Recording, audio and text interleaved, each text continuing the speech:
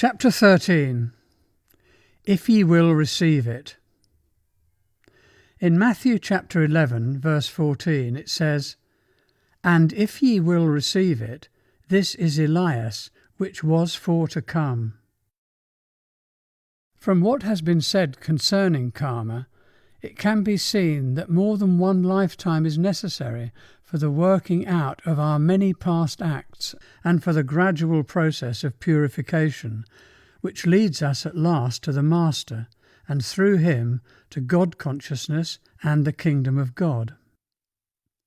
Reincarnation is called in the East Awagavan, or coming and going. It is the ages-long succession or wheel of births and deaths through which every soul must pass on its way to ultimate perfection and divinity.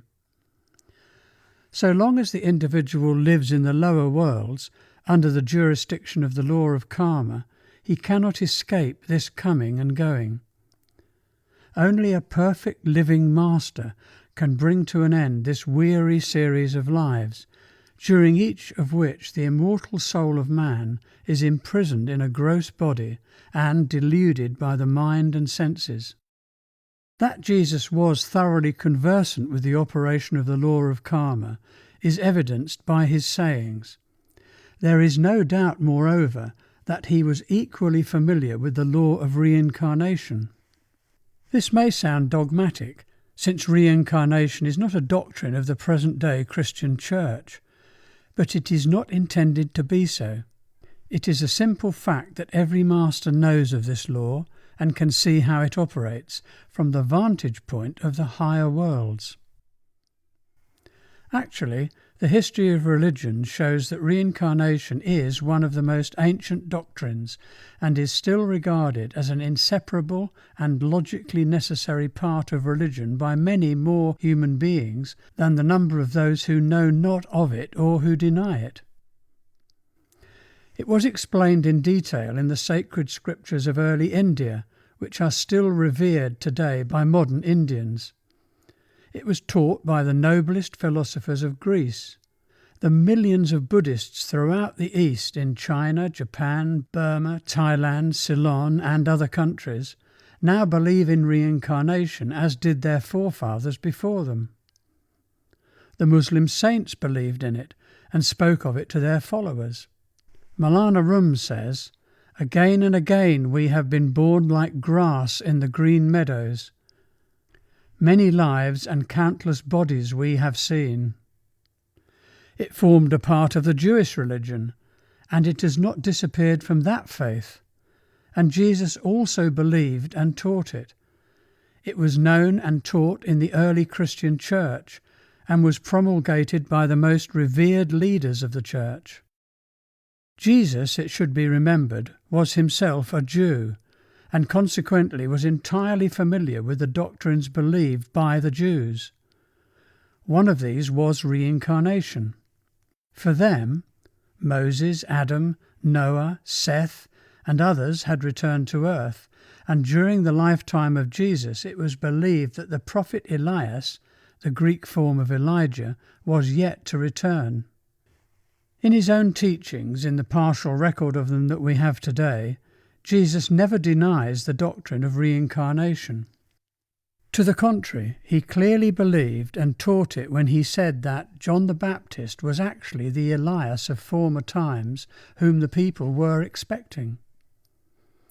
In Matthew chapter 11, verse 14, it says, "And if ye will receive it, this is Elias, which was for to come." In Matthew chapter 17, verse 12, it says, "I say unto you that Elias is come already, and they knew him not." From the words, "if ye will receive it," it seems apparent that at the time of Jesus' ministry, even as today, many were doubtful regarding the truth of reincarnation. This is quite possible, and was doubtless due to the work of the religious authorities and the priests, for at all times the priests have arranged matters so that they could retain the power to threaten individuals with dire punishments in the afterlife. And if all men were thoroughly familiar with the karmic law and reincarnation, the power of the priests to frighten people would be either lessened or destroyed. For the people would then know beyond the shadow of a doubt that their punishments come from themselves alone. Following Jesus, the Apostle Paul spoke of Esau and Jacob as having lived before, and later such great Christian leaders as Origen, Synesius and others believed in and taught that reincarnation was a fact. John the Revelator says in Revelations chapter 3 verse 12 that he was told in a vision that whosoever should overcome the material world would no longer be under the necessity of going out from the kingdom of heaven. That is, he would no longer need to be reincarnated and pass through other lives in the lower worlds.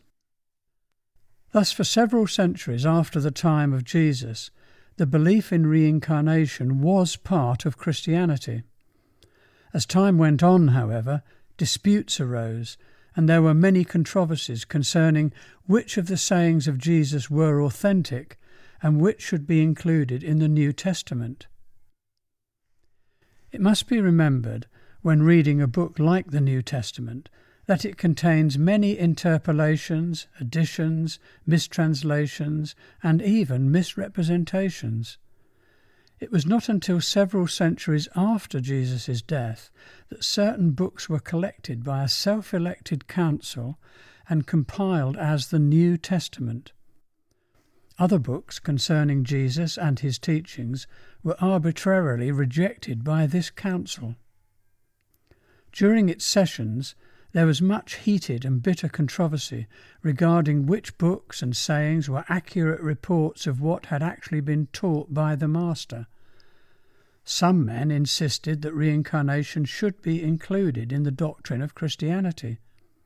They would not have done this if they had not been justified by some of the recorded sayings and teachings of Jesus.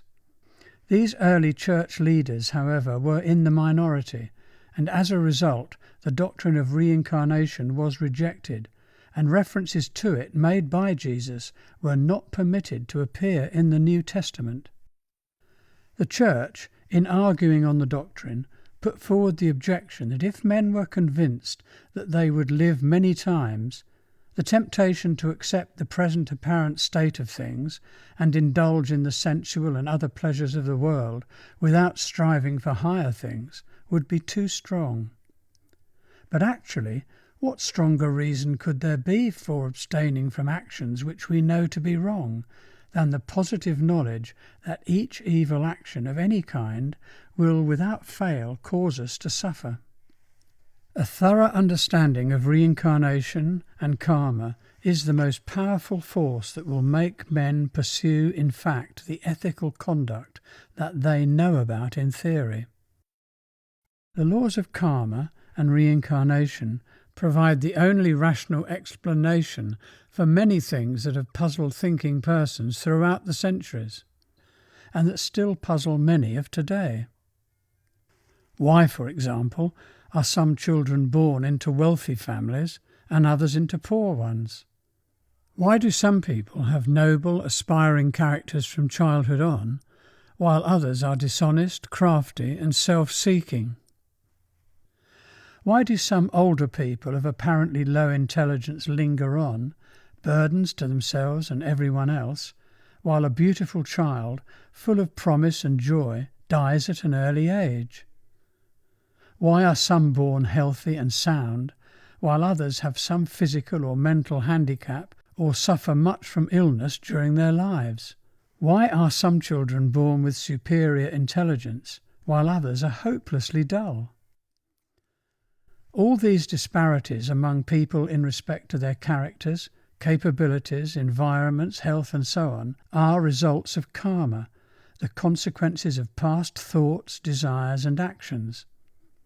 Only karma and reincarnation provide any rational and truly satisfactory explanation. The differences in the lives and fortunes of different people are not due to arbitrary decrees of deity or an inscrutable will of God. They are due to the fate which each one of us has shaped for himself. Take the case of the child who dies at an early age, leaving the parents stricken with grief. To many this seems one of the cruelest blows that fate can deal. In such a case it must be understood that the child was from the beginning allotted just that brief span of earthly life, owing to his or her own past karma. When the allotted time was finished, the child had to leave the earthly life. For the parents, moreover, the birth and short life of the child, together with the grief felt at its departure, was also a karmic episode brought into their lives by some past event. Karma of some kind had to be paid or balanced off between all three of the persons involved. When it was paid, the episode was closed, and a karmic debt of some kind was partially or wholly wiped out. And through their sorrow, perhaps, one or both of the parents gained deeper understanding or compassion, or were driven to seek more ardently for the spiritual path. Or take the much more common case of an unhappy marriage that ends in separation or divorce, leaving both husband and wife in a state of bitterness.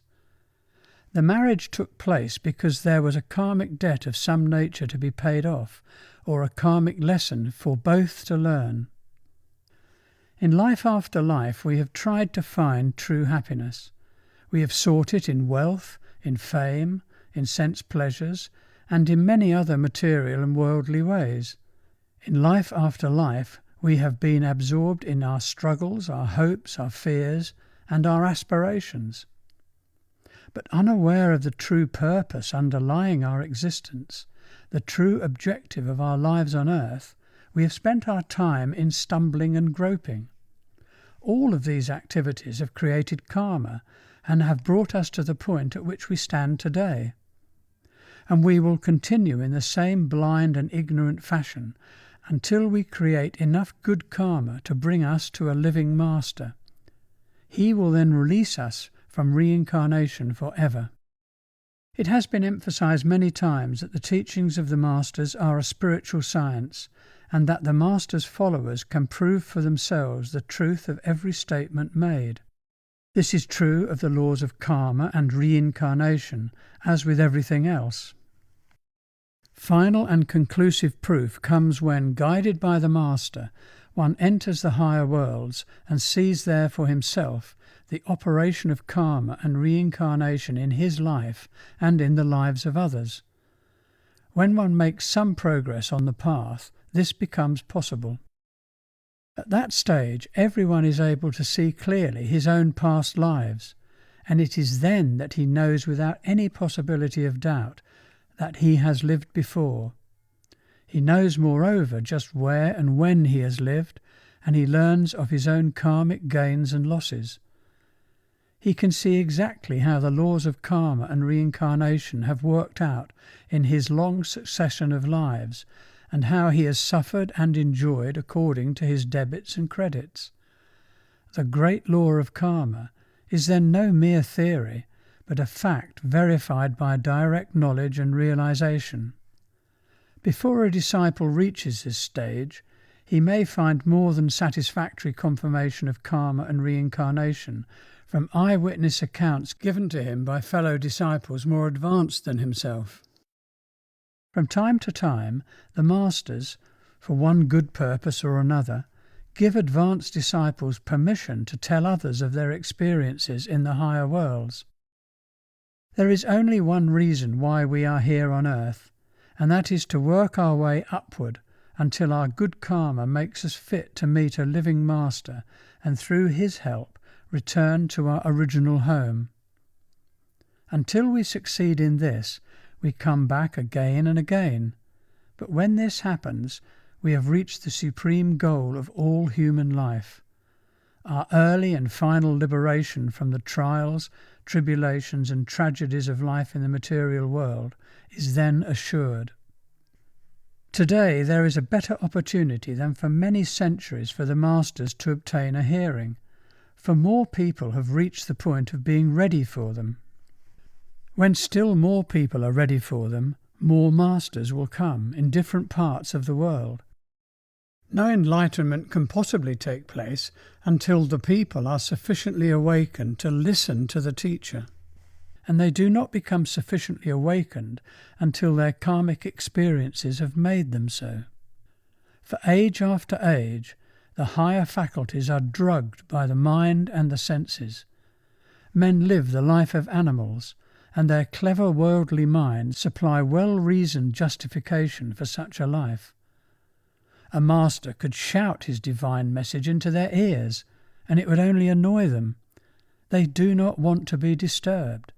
They will pay no heed to a master, or may even drive him away, or kill him, as everyone knows has happened in the past. Until men reach a certain stage of enlightenment, they simply cannot hear, or do not want to hear, what a master has to say. They are engrossed in one form or another of material or mental activity, and the spiritual instincts are suppressed or covered over by these surface interests. It is only a waste of time for a master to even attempt to enlighten them. And that is the chief reason why the great masters have not been able to give their message to the whole world. They simply could not do it. The people would not accept it. The mills of God grind slowly, but they grind exceedingly fine. These mills are the mills of karma and reincarnation. Age after age, the karmic millstones grind and purify the minds of men, and in the end, all true spiritual seekers will see the light and will run with rejoicing hearts and outstretched hands to meet it.